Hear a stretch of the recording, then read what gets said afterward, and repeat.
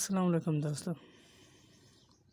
असां जंहिं ज़माने में रहूं था उन ज़माने में हिकु लफ़्ज़ ॿुधण में आम ईंदो आहे, कॾहिं न कॾहिं या कंहिं जे ज़बान मां ॿुधण में उहो लफ़्ज़ ईंदो आहे।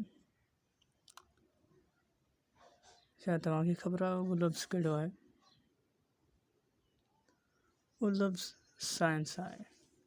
इहो लफ़्ज़ असांजे अॻियां चयो वेंदो आहे त असांजे ज़हन में कुझु सुवाल उथंदा आहिनि, उभरंदा आहिनि। उहो सुवाल इहो हूंदो आहे त साइंस छा आहे? जॾहिं असां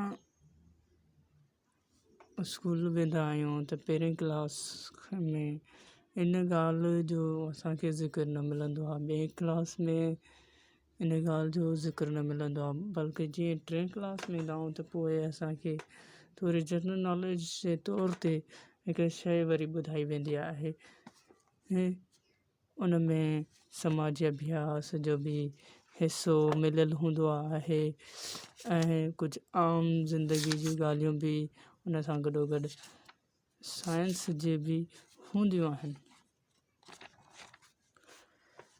त हीअ किताब जनरल नॉलेज जो आहे, पर हिन में साइंस सां रिलेटेड ही मवाद आहे। त दोस्तों